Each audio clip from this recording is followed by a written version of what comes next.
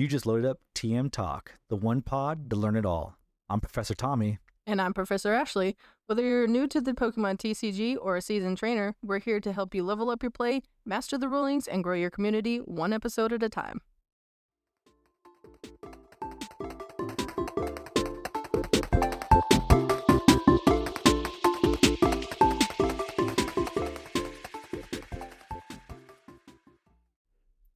Hello and welcome back to another episode of TM Talk. I am always Professor Tommy, and I'm joined once again by my awesome friend and co-host, Professor Ashley. And today we have a super cool episode for you. We're going to be talking about Las Vegas Regionals, what we think about what's going to come up, our predictions for that.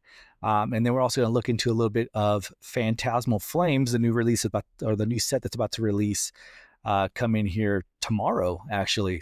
So we'll talk about a lot of noteworthy cards that we thought were super cool and we're looking forward to get our hands on as that set releases. But before we do all that, Ashley, I think you have something you want to share with all of us, a comment from YouTube. Hey, I do. We got a comment on our latest YouTube video. So just like always, we want to give our thanks and shout out those of you who actually take the time to listen and then comment on it. So I wanted to say, DPasula63 said, biggest thing I've learned from playing competitively in both games is quality practice is better than quantity. Don't overwhelm your brain by playing too much. Also, the warrior goes into battle hungry. Which I agree with this. Sometimes it's not how many games you play, it's the quality of your games. Because if you're just playing just to play, you're not actually thinking through your moves.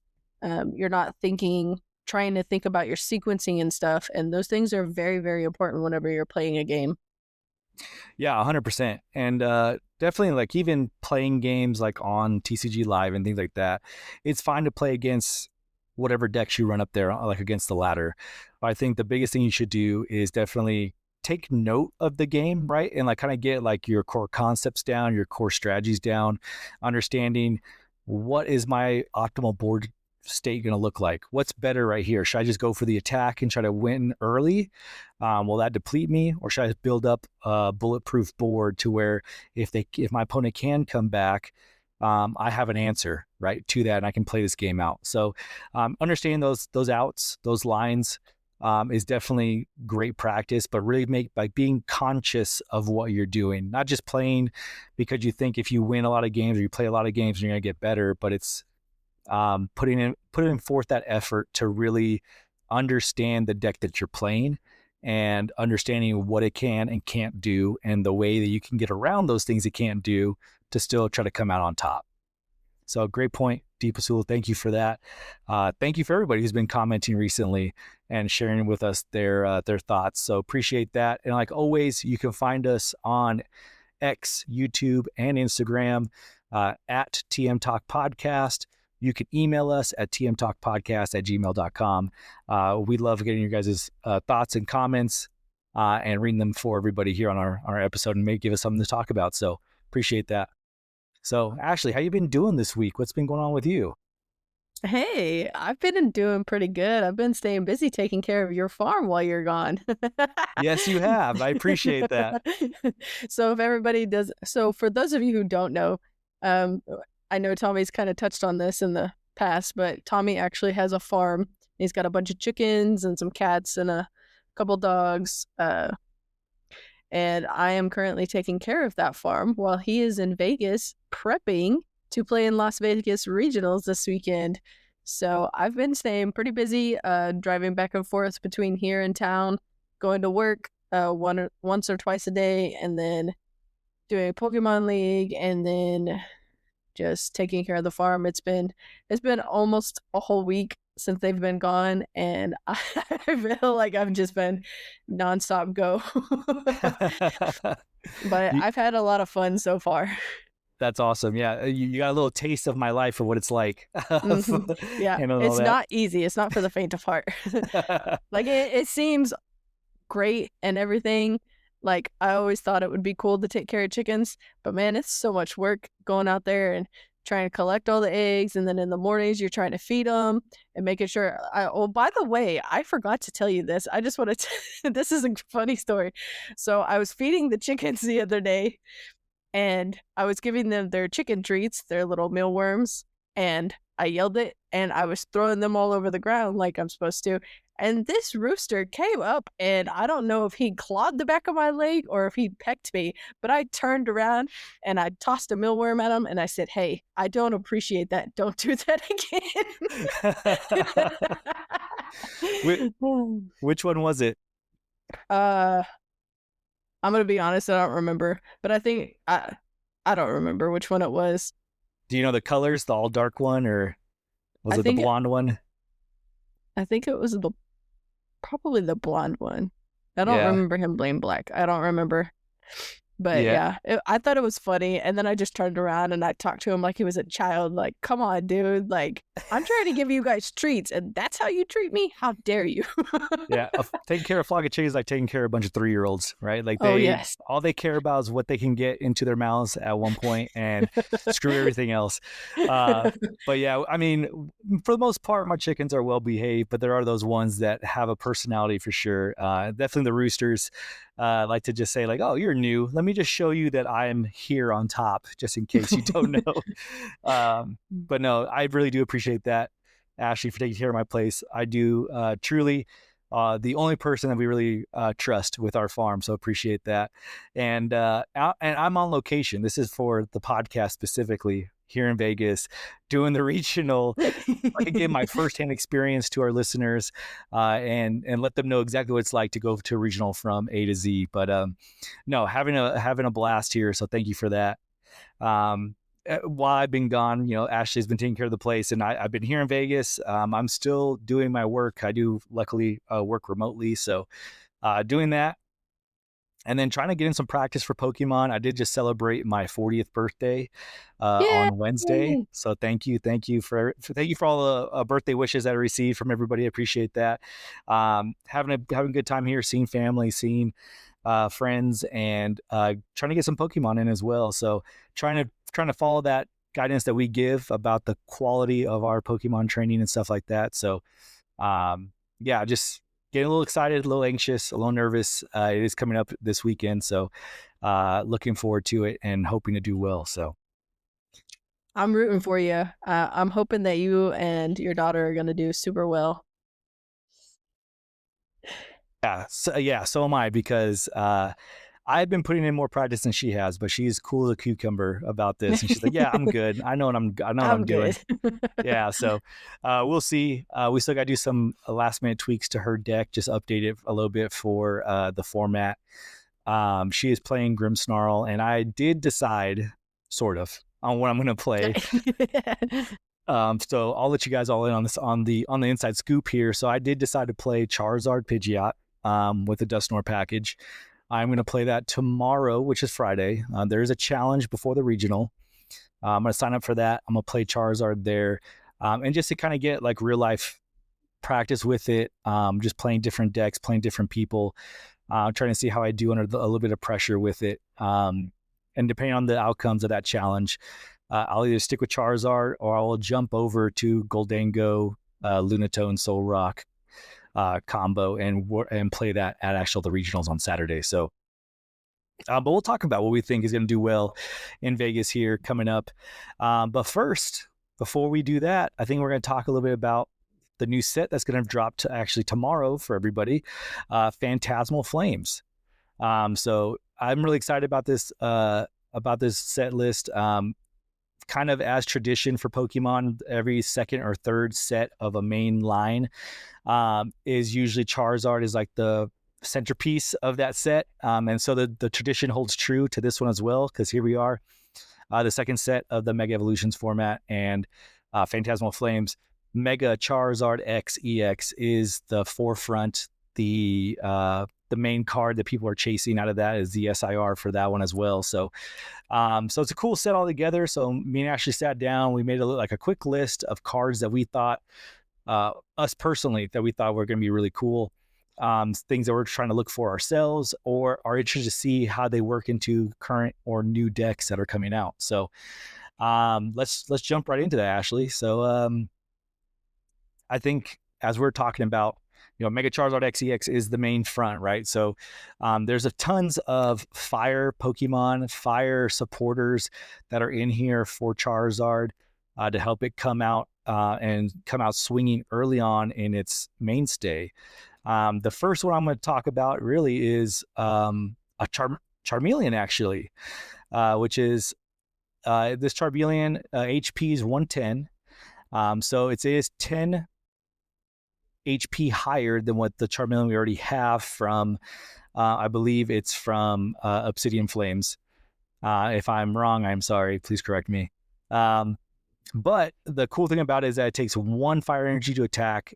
Steady fire breathing is the attack for it, and it's 40 damage. So you could go into, if you get stuck going first, turn 1, you have your Charmander down. You put down any of the base Pokemon you have. Turn 2, you can evolve into Charmeleon, attach 1 fire energy, and if they stick a Badoo in your face, you can knock it out with 1 fire. Where in past you cannot, because Charmeleon always took 2 or even 3 fire energies to attack. So this definitely helps out getting that speed along, getting Badoo out of your face, still keeping you being able to play some item cards and things like that. So pretty cool. I think that's going to be probably the most optimal Charmeleon people are going to be playing in their Charizard decks going forward once the deck becomes tournament legal. And then as we go down here, right, then we talk about Mega Charizard X EX, this is a stage 2 Mega card. So of course this card, if your opponent knocks it out, costs 3 prize cards. However, the attack for 2 fire energies, Inferno X, you could discard any amount of fire energies from among your Pokemon, and this attack does 90 damage for each card you discarded in this way. So literally you can discard as many fire energies as you can off your Pokemon, and you're doing 90 per. So definitely an infinite amount of damage here. Reminds me of like Raging Bolt's attack, just a little bit stronger now, doing 90 instead of 70. And I think that's pretty cool. This is a fire type Pokemon as well, so it does not have the weakness to grass Pokemon that we are incurring right now with the Terraform Charizard EX that is out there, which is a dark type. So this is a fire type Pokemon. It is weak to water, and with 2 retreat costs still. So it's a pretty light retreat cost for the size of the Pokemon. Big bulky one, 360 HP, 30 more HP than the regular Charizard EX out there. So definitely making sure it lasts out there with its competitors. So what are your thoughts so far on those 2 Pokemon, Ashley, on Charmeleon and Mega Charizard X EX?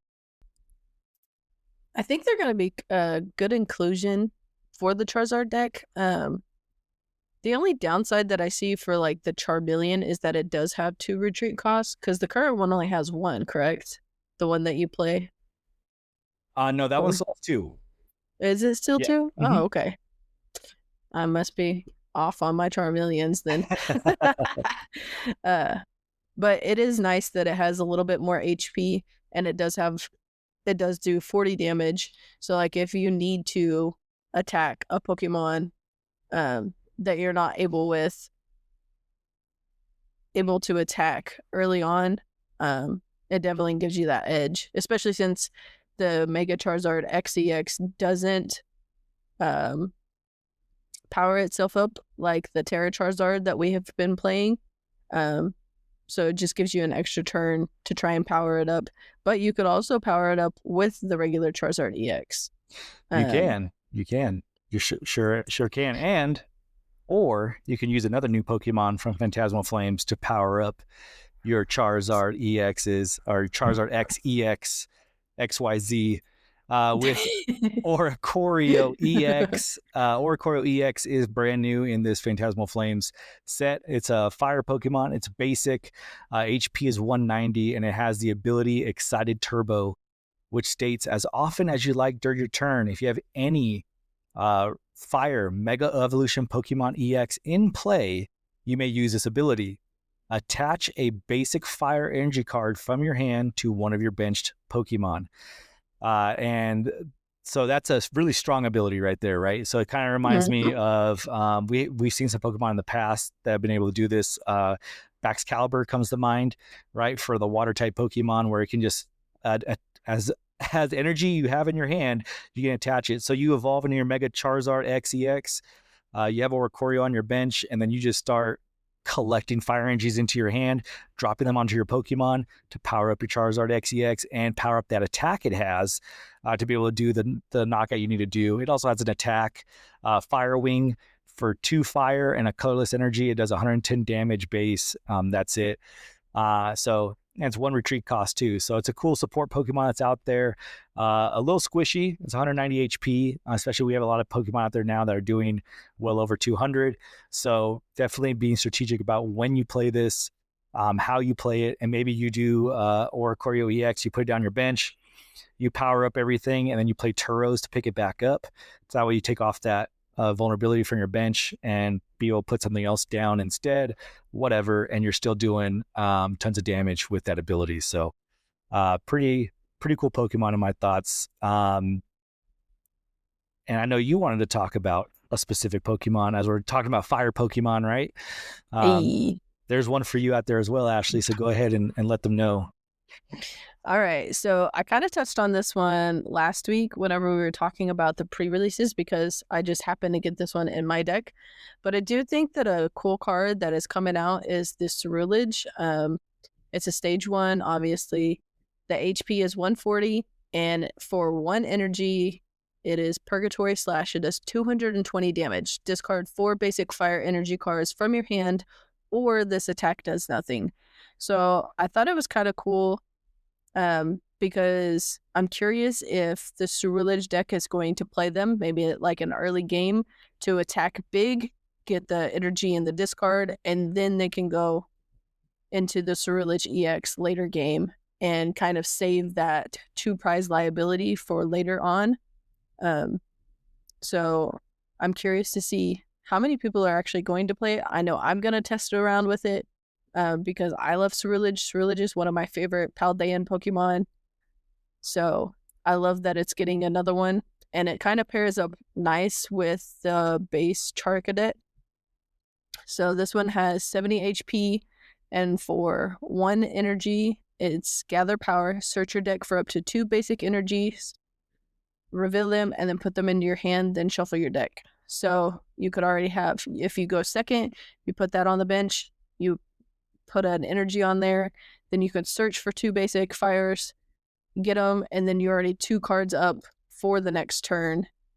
Because if you evolve, I mean, you have to discard the 4 energy or it doesn't do anything, which is the downside. But with the new Fire Breather card, I feel like we could definitely see some people trying to make it work. Yeah, for sure. I mean, it sounds like on paper, right? A great 1 prize attacker for Ceruledge EX out there now. That's probably like one of its weakest points is that it does play Soul Rock in there, so it can do like a 70 HP hit and things like that. But I think having that 1 prize attacker that can do big damage, knock out a 2 prizer, and really drop people off of their prize match or prize mapping can really help Ceruledge kind of like have another like layer to it, make it a little bit more steadfast in the meta, and make it kind of be a more not serious deck, but like because it is serious. A more strategic thought deck on it, which can give it a lot more depth to that deck. So it can get you out of some sticky situations that maybe you can't get out of now with Ceruledge EX. As it is currently. So a really interesting call out there. I would be interested to see how that tests out, and what people do with that, because definitely you're cooking there with that 1 prize attacker. So that's awesome. Moving on from Pokemon, right? We'll get out of the fires for a little bit. We'll address them. Ashley mentioned some cards that are going to help these fire decks out. You know, she mentioned Fire Breather. We'll talk about that. Don't worry. But let's talk about some more Pokemon first, right? For me, I always like dark Pokemon. Darkness Pokemon are my favorite. Darkrai, Gengar, all the above. Even Charizard terrestrial form, he's dark. That's why I like him now. So, but let's look at some of these cool ones that are coming out in Phantasmal Flames, right? Because we got a cool one from the Mega Evolution base set, which was Mega Absol EX, which we have seen it make its mark early in the format and doing really well with its own box type deck out there. So a dark Pokemon that I'd be like to see is going to be coming out is going to be Mega Gengar EX with HP of 350. Its ability is Shadow Hiding. So it states whenever one of your darkness Pokemon is knocked out by damage from an attack from your opponent's Pokemon EX, your opponent takes one less prize card. This effect does not stack. So if you're not understanding it there, maybe it's a little bit too wordy. Pretty much it says that if your darkness Pokemon was knocked out by a damage from an attack from an EX from your opponent, they take one less prize card. So if you're attacking with a single prize dark Pokemon, they take no prizes. If you're attacking with an EX darkness Pokemon and they knock that out, they take one prize card. If you attach a legacy energy, they're taking 0, right? And that is out there as long as that Mega Gengar EX is in play. So big reducing your opponent's prize card, their prize mapping, and then making them have an answer from Mega Gengar EX. So pretty interesting to me. I think that's pretty cool. And like something like this cannot be shut down by Klefki or other Pokemon that I can think of that are out there that can turn off abilities. Because Klefki can only turn off basic Pokemon abilities. So this is really a stage 2 Pokemon that's out there that's huge in HP. And even if you knock it out, you're only taking 2 prize cards instead of 3, even though it's a mega, because of its Shadow Hiding ability. So pretty awesome there. It has a Void Gale as the attack for 2 darkness energy. So it does 230 damage, and it says move an energy from this Pokemon to one of your benched Pokemon. So a pretty interesting way to also just kind of power up another Pokemon and be able to kind of accelerate energy in that route. So definitely, I don't know if this would be a main attacker for a deck. I can see it being so with doing 230, but also just like one of those support Pokemon, sneaky attackers that maybe if you can get it out turn 2, turn 3, punch something for 230, and then be able to power up your next attacker, get it out of the active spot, move something else up, and start swinging with something else a little bit faster because you're accelerating the energy as well. So pretty awesome. The weakness on this dark Pokemon too is fighting instead of grass. So pretty interesting as well. I mean, we do have some fighting Pokemon that are out there that are doing really well. Solrock comes to mind, but it cannot one-shot this on its base damage, right? Mega Lucario comes to mind as well, but Mega Lucario's greatest weakness is Psychic. So as long as I think his Gardevoir is around and relevant, I don't think Lucario is going to be around and relevant. So definitely kind of opens the door for this Mega Gengar EX Pokemon to do some damage, wreak some havoc out there in the Pokemon world. What are your thoughts on Gengar EX there, Ashley? I agree with you. And it kind of does make me wonder if people are going to start picking up a Gengar deck trying to make it work. Just because Gardevoir is big, because the ability is really good. And while I was sitting here listening and looking at this card, I have a judge question that I think our listeners may end up having too. So we're going to test your knowledge. You ready, Tommy? Oh, I'm ready. Okay, let's check this out. All right, guys. So Mega Gengar EX, the ability is whenever one of your darkness Pokemon is knocked out by damage from an attack from your opponent's EX, your opponent takes 1 less prize card. This effect does not stack. But since this is a Mega Pokemon, when your Mega Evolution Pokemon EX is knocked out, your opponent takes 3 prizes. So when this is in play and it gets knocked out by an EX, does your opponent take 2 or 3 prize cards? It would take. You want me to wait a little bit? Like do do do Do, do do, do, do, do. Ding, ding, ding. So my answer to this would be that your opponent would take 2 prize cards because the order of operations for knocking out is that you would declare the attack, look for any damage modifiers, do the damage, check for knockouts, and then you would do the knockout, but then you also check to see if there's any abilities that would be affected by a knockout. So Mega Gengar EX's Shadow Hiding ability says whenever one of your dark Pokemon is knocked out by damage for an attack for your opponent's Pokemon EX, your opponent takes 1 less prize card. This effect does not stack. So therefore, that ability would take an effect. They would say, okay, you only take 2 prize cards. Now I get knocked out, and we are good to go. And you've resolved that damage. So I would say they would take 2 prize cards. Exactly what I was thinking. But I wanted to kind of address that because there are going to be questions. There's always going to be questions when new cards come out, and players, don't be afraid to ask the rulings. That's what the judges are there for. That's what us professors are there for. We're here to help you go through things. So if you come across something that you're not sure of, just like that, you're like, oh, what the heck is this ruling? Just let us know, your local judges know, and we could definitely walk you through that. Yes. And if you're a judge or Pokemon professor and you're wondering, like, well, how would I know this? Definitely there's rulings that come out when these cards come into play. You can find them on the compendium, which is where Pokemon kind of gathers all of its like official rulings on interactions between cards. And a lot of these cards, or the abilities and the interactions, are not new. Maybe on the Pokemon they are, or the type of Pokemon that it is, or the name of the Pokemon, whatever, but the ability and the attack are not new.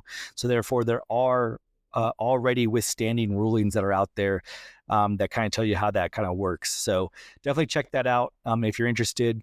There's definitely Q&As as well, or FAQs when a new set comes out that Pokemon releases to help you kind of understand those rulings on those cards as well. So, but great question, Ashley, definitely, and great call out to, hey, man, if you're not sure, ask the question. That's what we're here for as professors. If you have any questions on any of these new Pokemon we're talking about, or a new Pokemon you get on Phantasmal Flames, let us know. Reach out to us, send us a comment on our social medias, through email at tmtalkpodcast@gmail.com. We'd love to address those for you and help you out, and then let you understand those rulings a little bit better. So moving on. There's tons of cool dark Pokemon that are out here. The one that I've noticed that has been out on the ladder a little bit has been this Toxtricity. Toxtricity is a darkness type Pokemon. HP is 140. It is a stage 1. It evolves from Toxel, but it has an ability called Bad Upper. Once during your turn, you may search your deck for 1 basic darkness energy and attach it to one of your bench darkness Pokemon. If you do, put 2 damage counters on that Pokemon, then shuffle your deck. So a great way, once again, to accelerate energies. I think one of the weak points for most dark decks for a while has been the loss of Dark Patch, which allowed you to attach a basic darkness energy from your discard to any dark Pokemon on your bench. So this ability here from Toxtricity is kind of the same thing, except now you get to put 2 damage counters on that Pokemon. And you may be asking yourself, well, why would I want to put damage counters on my Pokemon? That doesn't make any sense. Well, there are cards. There are cards, right? And not only can you, if you're playing darkness energies, you can definitely support Monkey Dory, which is out there slinging damage from your Pokemon to your opponent's Pokemon anytime there's a darkness energy attached to it. So definitely in this turn here, you can attach to one of your dark Pokemon, your darkness Pokemon, attach it from the ability. You get your 2 damage counters, and then for turn, you can attach to Monkey Dory. So now you've already accelerated. You've attached 2 energies during your turn already. You got 20 damage you can automatically use to maybe fix some damage math with your Pokemon that's in the active, to put that onto your opponent's active Pokemon and do 20 more damage to them, or maybe something on the bench to set it up or to clean it up or whatever you want to do. So definitely an awesome card there.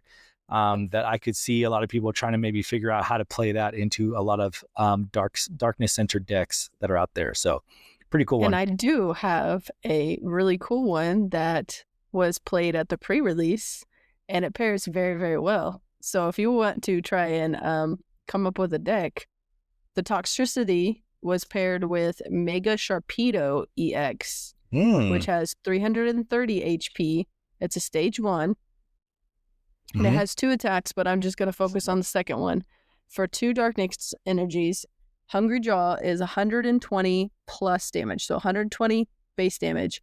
But if this Pokemon has any damage counters on it, this attack does 150 more damage. So if you paired that up with the Toxtricity, you attach for turn, use the Toxtricity to attach, put the damage counters on there. Now you already have a fully loaded Sharpedo EX ready to go. doing, what was it? Doing 270. Yeah, 270. That is a lot So of night night, damage. Goldango. So I thought that was a really cool pair that we saw at the pre-release, and they also paired it up with the Grimsley's move, which we'll talk about here in a minute. But it was a pretty cool combination, and it made for a really cool deck. Yeah, for sure. I mean, and that's awesome. That's what I like to see, you know, a lot of different innovation coming up, and combo cards that are coming out together in sets, making them that much more powerful. So it's always nice to see that, because sometimes there's a card that gets released in a set and you're like, well, what's the purpose of this? This is dumb. Nothing works with this. And then a set, and then like a one set or two set later, they drop another card that works with that. And you're like, oh, I see now. This makes sense. Right? Mm-hmm. Like these two cards seem like they work cool together. So I always like to see when there's cards that come out together in the same set that can synergize together and kind of give you a bigger starting base for a new deck that you want to try out. So that's pretty cool. One of the last Pokemon that I want to talk about is Mega Lopunny EX here. It is a colorless Pokemon. Stage 1, it evolves from Bunnery. HP is 330. For Stage 1, HP 330. That's wild in the first place. It has 2 attacks for 1 colorless energy. Gale Thrust, 60 plus damage. If this Pokemon moved from your bench to the active spot this turn, this attack does 170 more damage. So you can essentially turn 2, 230 damage for 1 colorless energy. You can literally fit this Pokemon into any deck, theoretically, right? Because you can put it, because it's colorless. Yes. exactly, you can put it with any color energy you want to. It can fit in there. It can be the star of its own deck. It can be awesome, like one like a, you know, one attacks cleanup crew, for either for end game or at the beginning of the game. It is a mega evolution, so it does take, if your opponent knocks it out, it does take 3 prizes, but 330 HP is really hard to hit in the game right now, especially that early in the game. So pretty interesting to me to see that attack. And it also has another attack, Spike Hopper, for 2 colorless energies. It does 160 damage. This attack's damage isn't affected by any effects on your opponent's active Pokemon. So there, you know, like there's no, it's not affected by any, the damage is not affected by any effects, which means that if there's any damage modifiers that are on the Pokemon, Defiance Vest is one that comes to mind. There's others like Rigid Belt that are out there as well, which kind of say like, hey, I get 30 less damage or I take X amount less damage. Spike Hopper does not care. It does a flat 160 damage. And then also too, like if you think about it, it's a great cornerstone attacker because it's not affected by any effects on your opponent's active Pokemon. The ability of cornerstone is it cannot be affected by a Pokemon that doesn't have any abilities. Now, I say that, and Mega Lopunny does not have any abilities anyway. It'll attack through cornerstone regardless, but that's kind of the idea as well. So if there's an ability on a Pokemon that stops it from taking damage from like an EX Pokemon or something like that, like Mimikyu comes to mind, this will still punch right through it. Yep, shred a shred. Yep. For those of you who have not heard that saying, that might be the word of the week. It goes through. Word of the week, Ashley. Yeah, shred is shred. If you want to explain that a little bit for our listeners. So basically, shred means it's just gonna go through no matter what effect or ability is on there. For example, Mimikyu, it doesn't take any damage from Pokemon with an EX, but that would go through it because shred is shred. It doesn't care. It's just gonna pummel its way through. That's the best way to explain it. Exactly, right. And where that saying came from, shred is shred, is because usually this effect of attack belongs on an attack called shred. Shred has been an attack that's been out there for a while. The most recent one that I can think of that has shred is Giratina V, where it had a shred attack that said the same thing.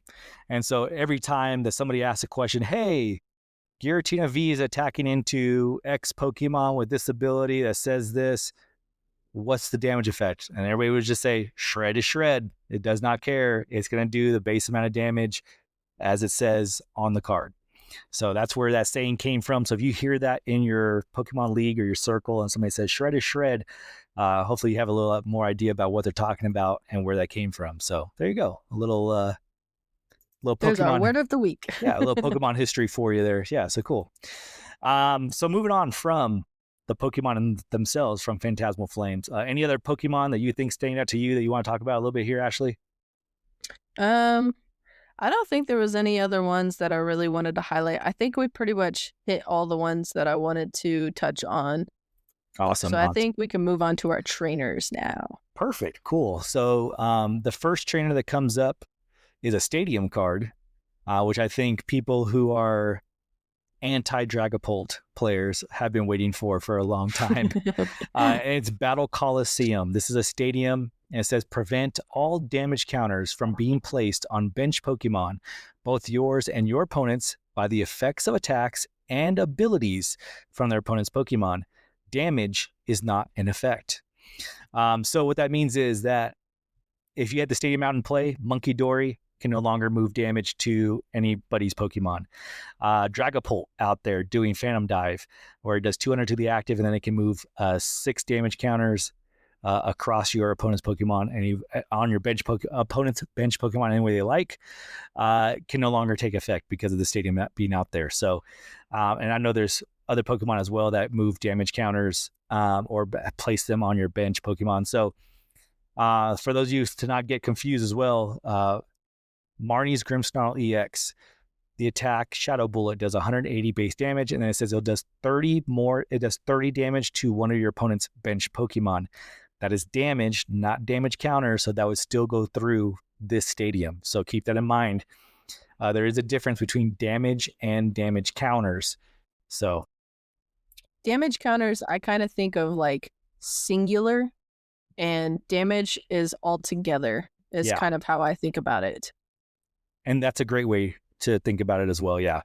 And the cards will tell you 100%, like on the effect of the attack, it'll say move X damage counters to your opponent's bench Pokemon any way you like, so on and so forth, right? So, or if he'll say do X amount of damage to your opponent's Pokemon any way you like. Those are two different ways to incur damage on your opponent's Pokemon. You have damage counters and damage. So 1 damage counter equals 10 damage. So just to keep that in mind for the new players, or maybe if it gets confusing for you, that's the way to look at it. Most of the time, damage counters are going to be effects of attacks or abilities. So they'll say move 3 damage counters, move X, X damage counters, so on and so forth from the ability or the effect of attack. And of course, damage is damage. They'll say damage for you 100%, right? All right. So enough on Battle Coliseum. I think that's a cool one. I can see a lot of people playing on their decks, especially if their worst matchup is Dragapult. I can see them trying to sneak this card in there to help them out with that matchup, make Dragapult have an answer to the stadium, which it plays very few stadiums right now. So there is if you play 2 or 3 of these in your deck, you can make it stick and really prevent Dragapult from doing what it does best, which is accumulate damage on your side of the bench, and then being able to use Dusknoir to clean up some Pokemon on the bench, or playing counter catcher, playing boss, and doing some multiple prize card knockouts in one turn. So pretty interesting to me. Anything you have on Battle Coliseum? No. I think it will be, I think people will play it just to kind of see. And I'm not sure if it will actually be played in some decks, but I think since Dragapult is so widely played right now, I think people are going to try and fit it in there unless you're just a deck that doesn't really need it. Like you said, if you have a bad matchup against Dragapult, I can definitely see people putting it in there to try and make it a little bit better, even if it just slows them down a little bit, because Dragapult can still do the 200 damage. It just won't do the 6 damage counters. For anybody who's curious, it will continue to do the 200 base damage, but it just won't do the actual damage counters. Yeah, great point there, Ashley. All right, let's move on. We got a couple of fire, or we have a fire supporter here, and we have a supporter that's probably going to see a lot of play in a lot of stage 2 decks. Charizard X EX, Mega Charizard X EX, and Mega Charizard EX. I can see playing this card, as well as Dragapult, anything else like that. It's Dawn. This trainer supporter says search your deck for a basic Pokemon, a stage 1 Pokemon, and a stage 2 Pokemon. Reveal them and put them into your hand, then shuffle your deck. You may play only one supporter card during your turn. So Dawn here definitely that's very strong, right? Like it's a supporter. So yes, you go and play it once per turn, but definitely in the early game, stay on your turn 1, 2, or whatever. Hey, you can get that basic. You have the stage 1 and stage 2 in hand, so maybe you have a board set up. You played Techno Machine Evo on one turn. You have you already have a stage 1 that you have out there. You have a basic that's out there that needs to get evolved. So you can definitely bring into a lot of different combos into play. I can see this especially with Charizard Pidgeot, where your Evo, you turned your Pidgey into a Pidgeotto, you turned one of your Charmanders into a Charmeleon, and then you have another Charmander that did not get evolved from TM Evo. And then you can go ahead and pull the Pidgeot with Dawn the next turn, evolve into Pidgeot. Then also with Dawn, you could get stage 1, so you can get the other Charmeleon, evolve your Charmander that got left out, and you have a basic Pokemon. So any basic Pokemon you want from your deck. Let's say your opponent knocked out somebody last turn, you can pull Pheasantipity EX, put it on. I was literally just about to say that one.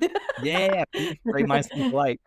Hey, and then you get more draw power. You have the guaranteed Charizard in your hand by Pidgeot EX. You have more cards to draw out to try to get bigger combos out there with Pheasantipity, because you already played Dawn Supporter. Maybe you get a counter catcher, or to get out there and kind of make some big plays. So definitely a very impactful card, and I can see it playing great into almost any stage 2 decks really that are out there. What are your thoughts on Dawn, Ashley?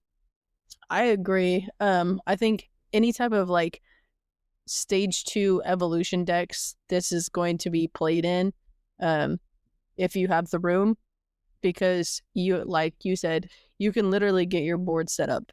And I know sometimes it really stinks whenever you have to play like a Nest Ball and then an Ultra Ball and then another Ultra Ball to try and find everything that you need. This can get everything you need pretty much in one turn. So I think it's going to be a very strong supporter.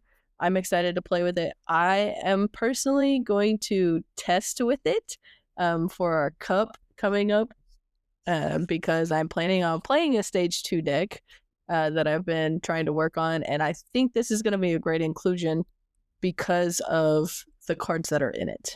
For sure, yeah. So our cup is going to come a little bit later, probably in the month of December. So definitely Phantasmal Flames will be legal at that point. So interesting to see. Ashley gave us a little tidbit of what she's cooking up in her kitchen with her deck that she's looking to play. So cool things, looking at some new cards. Very awesome. The next supporter I'm going to talk about is Fire Breather. Fire Breather is another supporter. Is search your deck for up to 7 basic fire energy cards and put them into your hand. Then shuffle your deck. And of course, once again, you're going to play one supporter card for your turn. So if you remember back to when we're talking about Mega Charizard X EX being played with Oricorio EX, right? So you have Oricorio EX, you put down Oricorio EX, you evolve into Mega Charizard X EX, and your supporter for turn is Fire Breather. So you can get up to 7 basic fire cards from your energy cards from your deck into your hand. You can use Oricorio's EX ability to start putting those fire energy cards wherever you want. And so 7 times 9, that's 630 damage that you're doing. I don't think there's a Pokemon alive that can survive that fire breath, that Inferno X that's going to happen there. So pretty awesome. Or even just set you up for next turn to be able to hang on to those energies and do back-to-back knockouts, having those in your hand. So definitely a very strong card for fire type Pokemon, especially with Oricorio EX. I can see that, but also Cerulege EX, right? Like maybe they play more fire energies to be able to get all 7 fire basic fire energy cards in their hand. be able to attack with that baby Ceruledge. They already have 4 that they can discard. It powers up their Ceruledge EX. It makes their baby Ceruledge EX do the massive damage that's doing. So definitely a great synergy card here with all these different fire type Pokemon that are out there. What are your thoughts, Ashley? Yep. And that's exactly what I did during the pre-release. The first match that I played, I wasn't really sure how to play it. But after that, I realized if I start Charcadet, I power that up and I use its attack. I got 2 energies, and then I also used the fire breather if I had it in hand. I got 9 fire energies, and that sets me up for 2 turns of attacking. That is fantastic. I think the only thing that you're going to have to watch for is if you do play this, you are going to have to be careful because you could totally deck yourself out if you're not careful. True statement. Yeah, for sure. So luckily enough, it's just fire energy cards. So once you run out of those, you're not taking any more out. But like I said, I love seeing this energy in the single set when it gets released. Definitely a lot of cool cards to play all together at once. Updating current decks that are out there, making new decks. These are freaking awesome. Last one I want to talk about is probably one of my favorite cards going to be coming out of this set. I think it's so cool. Is Grimsley's Move. And I know Ashley mentioned this last week, but Grimsley's Move is a supporter. Look at the top 7 cards of your deck. Choose a darkness Pokemon you find there and put it onto your bench. Shuffle the other cards face down and put them on the bottom of your deck. But you cannot play this on your first turn. So even if you're going second, you cannot play the supporter on your first turn, right? So follow me here, right? We have Hydreigon EX, which is a darkness Pokemon. We have Mega Gengar EX, which is a darkness Pokemon. We have tons of darkness Pokemon that are coming out in this set. We talked about Toxtricity. We talked about there's also the Crocodile that's out there as well, doing massive damage. All these cards, you're like, wait a minute, I have to evolve them, right? Like I have to, they're stage 2s, they're stage 1s. No, Grimsley said, no, my friend. We're gonna look at the top 7 cards. We're gonna choose a darkness Pokemon, not just a basic, not just a stage 1, any darkness Pokemon you find there, and put it onto your bench. So you can literally pull a Mega Gengar EX from Grimsley's Move, put it onto your bench. Goodbye, Ghastly. Goodbye, Haunter. I don't need you guys. Here's Gengar right here on the bench, ready to stop my opponent from taking more prize cards from my darkness Pokemon as they knock them out. Here is Hydreigon EX without having to evolve, and I can power it up, and I can get, I can do some massive damage with it without having to worry about going from stage 1 to stage 2, worried about will Spring Ogerpon then come and wipe out my board state, all this kind of stuff. No, because I have a huge Pokemon here in the way. They can't do nothing about that. So it also stops devolution plays too. Yeah, for sure. Because if you put down a stage 2 without a stage 1 or basic underneath it, when they de-evolve, there is no de-evolution happening for your stage 2 or stage 1 Pokemon because there is no basic to jump down to. So amazing card. There's tons and tons of usage for this card. I was talking about it last week. If you didn't get a chance to look at it, go on YouTube, find Azul's video where he's playing with this card with his Hydreigon EX deck. Interesting build out because you don't need all these basics or stage 1s anymore. You can just put your stage 2s in.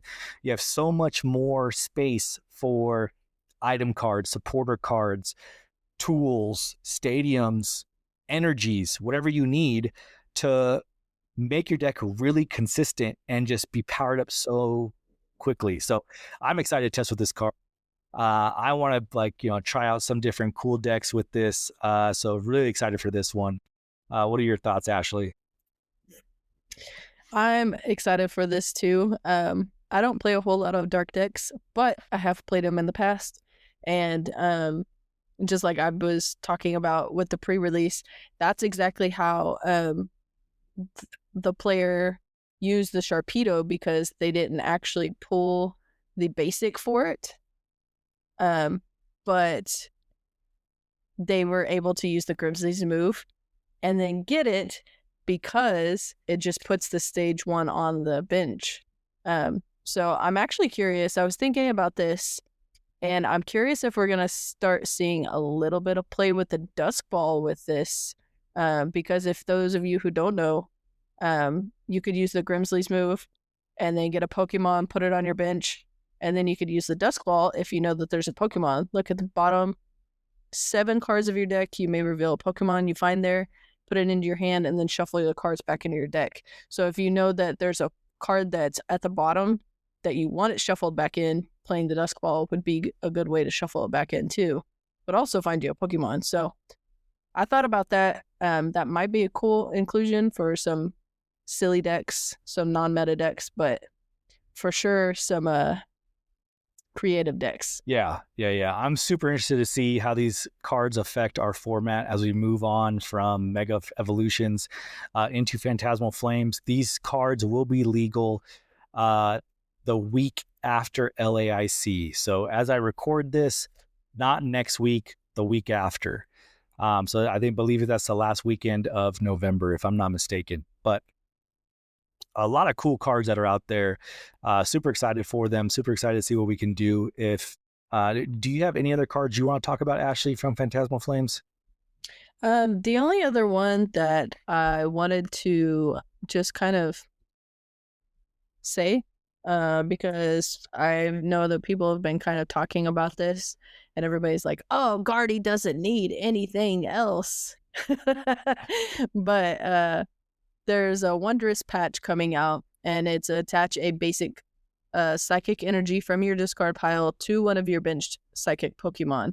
So this could be cool if your Guardy gets knocked out and you still need just one energy. Like I know there's sometimes wherever I have a dark on my Monkey Dory and I just need one energy and I can't get it because they're all in the discard, but my Gardevoir's been knocked out. So that might be a cool inclusion. It might be played just like a one of just to get that going, but I thought that was kind of cool, so I figured I'd mention it. What are you talking about? Guardy always needs help, right? Because it's a struggling deck. It's not doing too well. It's not winning every regional that we see. It didn't just win Worlds. Like what are you talking about? They always needs help. I swear this deck is going to be around even after Gardevoir EX rotates. I feel like there's going to be some kind of like, after the rotation, there's going to be a new set that comes out and says, Ghost Pokemon. If you have one Pokemon that was just rotated out and it starts with a G and ends in an or, you could pull it out and put it into your deck and play it. Like there's going to be something like that. But this deck really literally, it's like Jason from the Halloween movies. Like it just keeps coming back, and it keeps coming back stronger than ever because of all the different cards it gets. I mean, once again, right? Like I don't see an immediate use for this in Gardevoir EX because Gardevoir already attaches energies from the discard pile to its Pokemon. But as you said, right, maybe you don't have your Gardevoir EX set up yet. You need that extra energy to do an attack or something like that. You need to do a Mind Bend real quick, and you don't have the Gardevoir EX out. Wondrous Patch is going to do that for you. So definitely a great tech card to put in there. But also it works with the Mega Gardevoir EX because the Mega Gardevoir EX does damage based on the amount of psychic energies that are attached to all of your Pokemon. So another way to get energy onto Pokemon if you don't have that Gardevoir EX that's just accelerating energies already. So let us know what you guys are excited about with Phantasmal Flames. These are the cards that we liked, that we saw, that we wanted to talk about. But let us know what you all thought. What are you excited for? What cards are you ready to cook a new deck with? Or what card is going to bring your favorite deck back to life or make it stronger than ever? Let us know in the comments. You can definitely, wherever you're listening to this episode, you can comment onto that episode, whether it's on Amazon, Spotify, or YouTube. Follow us on those socials, X, YouTube, and Instagram. Leave us a comment, drop us a DM. Press all the buttons that are on there that allow you to do things with us. Make sure you're following us so we can get all that information from you guys. Really looking forward to seeing what you all have to say about the new set of Phantasmal Flames. So with that being said, let's move on to think about our predictions. What are we going to think about with Las Vegas Regionals coming up? There may be somebody that we know, that we all care for, that's going to be playing in Las Vegas Regionals, that we want them to do really well. And maybe we need to give them a little inside knowledge, a little inside scoop, and help them out that much more. Let's do that. Let's talk about Las Vegas Regionals here for a little bit. Let's do it. I'm asking for a friend. Asking for a friend. Let's Yeah, phone a friend, guys. let's phone a friend, guys. All right, so as once again, right, as we look at Las Vegas regionals and we talk about our predictions, what I always do is I look at Limitless TCG, I look at the online tournaments that are happening right at that moment, I pull up the decks, and then I look at their percentages that are being played, their win percentages, and I kind of just start looking at those and trying to see how I can kind of shape my thought process on what I think is going to do well. As we just saw from Brisbane and Gdansk, Goldango winning Gdansk and Absolbox winning Brisbane. Definitely a big call out there. I think Goldango getting its due. It's been a strong deck here for a while, and then getting the not only was it first in Gdansk, it was also in the top 4 as well. And then same in Brisbane, it was spread out all over the top 16. I think it's going to do really well. Looking at the win percentages from the online tournaments, as I just pulled them today before we started recording, its win percentage is 53.89%. But its share of the meta online is 5.49%. So it's a little bit lower in the share, but it's doing really well in its win percentage. So I do believe we're going to see a lot of Goldango here in Las Vegas. And as we look on to the other decks that are out here, Dragapult, Dusknoir, of course, the top of the meta share right now of online tournaments at 8.1% with a 49.65% win percentage. So really strong, showing that people still believe in Dragapult, Dusknoir, still wanting to play that deck, and it's proven itself really well in its conclusions to tournaments and things like that. Gardevoir, 6.78% of the meta share with 50.62% win percentage. Of course, Gardevoir is doing great. It's doing awesome. I don't think it's going anywhere anytime soon. But that does open up the doors of saying, okay, we know Gardevoir is going to be there. Gardevoir is weak against dark Pokemon. Are dark Pokemon making a comeback again? If so, what's their answer to Goldango? Because Goldango is also out there doing really well. How's your Dragapult matchup? So Grimmsnarl, Frostlass out there, 6.3% of the meta share, 53% win rate right now on online tournaments. And then as I close out on the decks that I'm looking at, Charizard, Pidgeot. As I said, this is something I'm going to play because I feel very confident with it. It's 6.2% of the meta share, 49.14% win rate out there. So all these decks are very close in win rate. You know, it's a coin flip of who's going to win what. How well are you doing? Of course, the higher above 50 you are, the more likely that coin is going to flip heads for you. But definitely all these decks are really close in win share percentage in the meta share as well. So there's plenty of games that are being played to get the data to analyze. As we look at this top 16, Ashley, what are your thoughts on it? What do you think? And what stands out to you the most here? I think that with Goldango just winning a regional, I feel like we might see a little bit more played, but in that same sense, I also feel like people are going to try and counter it, so we might see a little bit of uptick in Ceruledge. Because like Phantasmal Flames is not going to be legal for this since it literally just comes out tomorrow, but I could still see it being played a lot. I still think that we're going to see a lot of Charizard, a lot of Gardevoir, a lot of Dragapult, and because those are still really strong decks. Yeah, for sure. Definitely. I mean, has anything really shaken up from the top decks that we've seen from this Europe stretch of Lille, Gdansk, and then our Oceania friends down in Brisbane in Australia? Nothing's really changed, I don't think, for the meta, right? There's no new cards that are available right now this very moment. But I think people are just getting to that point where they understand the 60 that they want to play with their archetype. And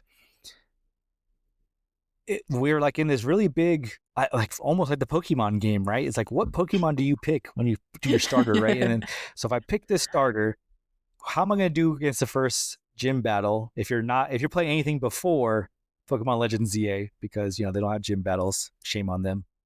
But But like, so you play anything beforehand, so you're like, okay, what am I gonna do in my first gym? What should I be my first Pokemon? What are the Pokemon I should bring into this gym battle, right? In the game, in the storyline, it's almost the same thing here because if you bring Goldango, are you gonna see Cornerstone?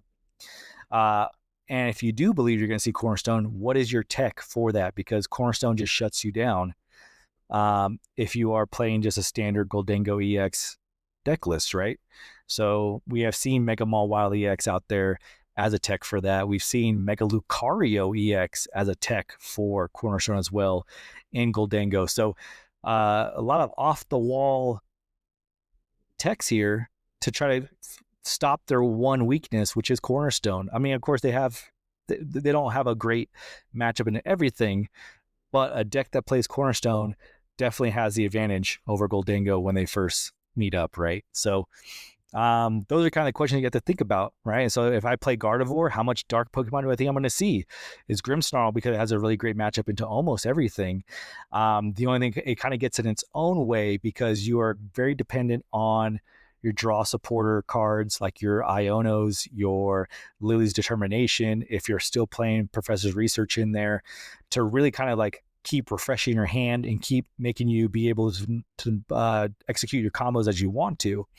Um, how much Charizard EX you're going to see. And because Charizard EX, Dark type Pokemon, has an answer for Cornerstone in it with either the Ho-Oh or the Chi-Yu that it plays. Those are also its answers to its grass weaknesses because sadly, there is no straight grass deck that is high meta. So I don't know if we're going to be seeing a lot of Jungle Dump here with Mega Venusaur EX coming into play. He's going to take a dump all over Las Vegas. I don't know, but maybe not this tournament. Who knows? But there's like all these decks, there is no clear winner above them all. There's no deck that you grab and play and say, "Yep, I don't care what comes at me. I have an answer for you all. You suck." Right? So there's none out there like that right now. There may be players who play those decks who may believe that, but there is definitely no deck out there that is bulletproof. So it's very interesting. So I think that kind of leads us into our prediction questions, right? Like this meta is so open, so close with how well all these decks do. It's hard to say who is the best deck right now. It kind of depends on, well, what's the rest of the meta look like, and then I'll tell you. Once I know everybody what everybody's playing, I can tell you what's gonna be the best deck at this tournament, right? But we don't have that information right now. But we do have some questions that we can ask ourselves to figure this out. These questions were produced by Professor Ashley, so I think she's trying to give herself an inside edge. She wants to get the victory here, but we'll see here as we answer these questions. So, Ashley, I'm gonna have you start us off. I will have you read the questions. Let's do that. You read the questions. We'll answer them. We'll give our opinion on it, and we'll go from there. How's that sound? That sounds fantastic. So, Let's do it. I'll start with my first question. All right. So, because Professor Tommy is actually going to be playing in the Las Vegas Regionals, I thought it'd be really cool because we've been kind of changing up some of the questions. Last week we did some crazy questions, which was actually really, really cool. So I thought it would be awesome to have a question pertaining to his matches. So for the first question is, how many mirror matches will Tommy hit? So I will give you the honors of being first. So how many mirror matches do you think that you're going to hit? Oh man, this is a hard one. There's a hard question to answer because, like I said at the beginning of the show, right? I have two options I'm gonna play at regionals, right? Right now, I'm sticking with Charizard Pidgeot. If I totally bomb this challenge and I lose all confidence in myself, I'm just gonna bring out the Goldango, the mac and cheese guy, and just go try to do the best I can. But that does change some things because okay, let me give you some inside scoop, right? So we roll back the clock a year. I'm in Indianapolis. I'm playing Charizard at the height of its popularity. I ran into 3 mirror matches with Charizard. I believe was also the highest meta of that tournament. I don't have it in front of me. I'm not looking it up. I'm not going to dig for it. I'm just going to say that Charizard was at the top of the meta for that tournament. I ran into 3. I do not believe Charizard will be at the top of the meta at this tournament here. So if I play Charizard, I will maybe have one mirror match. Okay, so let's However, however, we'll separate this. We'll give ourselves okay, both. So let's do it. for Let's do it. Charizard, you said you'll hit 1, One. and then for Goldango, how many do you All right. think? So now Okay, so Goldango. Let me ramble on for a little bit. Goldango, I believe, is going to be really high in the share. I don't know how high, so that kind of changes the ability. That changes like the percentage I'm going to see. So if I play Goldango, I can see me having 2 to 3 mirror matches there. So I will say with Goldango, I'll say 2. 2. All right. So Charizard 1, Goldango 2. All right. So for me, I think for Charizard, if you play Charizard, I think you're gonna hit 2 mirror matches. And then for Goldango, I think I'm gonna stay above you on each one. So I think I'm gonna say 3. Okay, fair enough, fair enough. Yeah, we'll take the over and under on those. That's fine. That sounds good to me. All right. So what's next? All right. So the next one is, what 2 decks do we think we will see in the final match? Oh, okay. So we're trying to play a little prediction here and say in the finals we're gonna see Tom Miguel versus Jackson Ford out there. I don't know. No. Well, let's see. So the final matchup. I mean, for this couple regionals, right? It's been Gardevoir, Dragapult, Gardevoir, Absolbox, Dragapult mirror match, Goldango and Eevee box from Gdansk. Pretty wild. So I don't know. I think we're gonna see Gardevoir. Gardevoir versus. I'm just gonna say Dragapult. All right. I'm gonna say I'm gonna say it's gonna go back to those top 2 decks. I think people are gonna be a little too flashy at this regional, try to do some weird things, and then those ones that are always consistent are gonna be back on top. That's my 2 cents. All right. I can get behind it. All right. So for me, I'm gonna try and keep my answers different from yours this time, so that way we can break this tiebreaker. We can have a clear-cut winner next week. So I think I'm going to go with Charizard versus.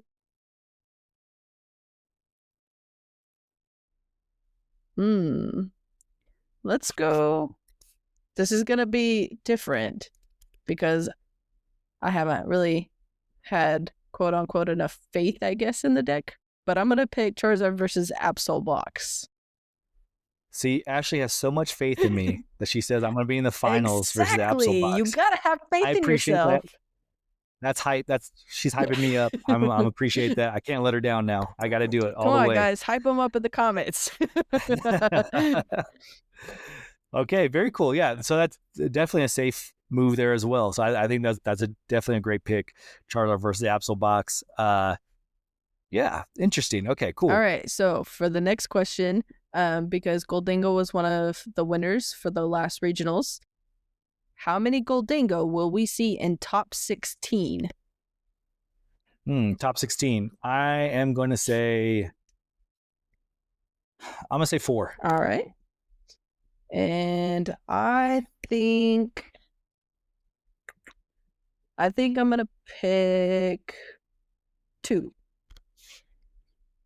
Okay, very nice, very nice. All right. So for the next one, actually for the next 3, we're just going to pick how many for the top 16 for this specific deck. So we did Goldango. Now we're going to move on to Dragapult. So how many Dragapults do you think you're going to see in top 16? I'm going to say 3. Okay. All right. You're going to say 3, so I'm going to go let's go 4. I'm gonna go above you this time. Okay. All right. All right. How about Gardevoir? Ooh. Let's see. In my top 16, can I get everyone right? I already have 7 picked out. So hold on. Gardevoir, I'm gonna say 2. 2, and then one of them is gonna win, or one of them is gonna be in the final. So what Yeah. place do you, just for fun, we're not actually gonna record this one, but for fun, what other place do you think it's gonna get? Either first or second, and then I'll fifth. All right. All right. So for Gardevoir, I think mm, I'll say 3 this time. All right. For the last one and the top 16, how many Absol box do you think we're gonna see? Great question. I think so. Let's see. I already have 9 picked out now. So is the other 9 Absol box? I don't know. Or no, wait, hold on. It's the other 7 Absol box. That's a little bit more doable. I think it's gonna make a big showing. I can see it doing 4 in the top 16. Okay. Easy. All right. So Tommy's good. And then I'll sneak my way into the top 16. So there'll be 1 Charizard in there, and then I think that's all 16. There you go. Perfect. All right. See, so everybody's gonna. We should make Tommy write down 1st through 16 and see how many he gets right. All right. So for my Absol box, I picked 1 for the finals. So I think I'm gonna pick 3 for this one. And for me, I'm going to say in the finals, I'm going to say 7th place and 11th place. Oh, okay. All right. All right. So for the last question of our predictions, because we had to pick an odd number so we could try and make sure that this is not a tie this time. What deck do you think will have the most representation for day 1? Great question. Because I think, like I said, we're playing the game of if this did well, what goes against it? So let me play that instead, right? So Goldango has been doing well, and I think the real matchup that it has a hard time with is Cerulege. So I can see this being like a Milwaukee kind of thing again, where everybody thought Gardevoir was going to do really well, so everybody decided to play Cerulege, and that was a top 1 in Milwaukee coming into that regional, as you called. So I can see but are we gonna go back to that? Are we gonna go back to that where Cerulege was the top played deck on day 1? Or will it be taken by a different deck? Yeah, but I think people have learned a lesson. I think when they did that, they played the most Cerulege on day 1. We didn't see a lot of it in day 2. So I think people are just going to stick to what they know or stick to Old Faithful. And I think Gardevoir is going to be the most represented on day 1. All right. So Tommy is going to pick Gardevoir. So I think I want to make this fun. And since you chose Gardevoir and Dragapult as your finals, I'm going to pick Dragapult as the most played deck during day 1. Nice. Very good. Very great picks here all around from both of us, I believe. These are fun. I like doing these. I do too. I like to see how it actually ends up. It's pretty cool. It reminds me a little bit of like fantasy football-ish kind of things, but this is cool. I like this. I think this is going to be fun to see how this turns out. I am excited to play in Vegas. Try to go out there. Maybe I'll see my birthday buddy Tord. Tord does have the same birthday as me. He said he is coming out to Vegas, so maybe we'll get a picture together to acknowledge our birthday buddies. buddy. Yeah, and like we can wish each other a happy birthday and good luck in the tournament. It should be cool. Should be fun. I'm I want to do well. I want to have fun. So but I'm gonna put having fun over doing well any day. And if they go together hand in hand, even better. I So think that's the best mindset that you kind of have to have going into regionals. Um, yes, it's great to do well, but if you're not having fun, you're probably not going to do well because you're going to be so focused on, oh, I have to win this. I can't lose the next one. And then you're going to be so zoned in on that, you're just going to forget that you're playing a fun game. And I think your level of play goes down sometimes if you focus too much on there. You kind of have to find that balance. Um, so I think if you put playing for fun and having fun, I think you will end up doing well. yeah, for sure. And like I get in my own head sometimes, for sure. I'm sure a lot of players do that. They want to do well, they want to win. Anything. I'm very competitive in anything I do. So definitely, I always like to take a step back and remind myself, you're playing a card game made for 6-year-olds. So, and that kind of helps me say like, hey, why am I taking this so seriously? Right? It's meant to have fun.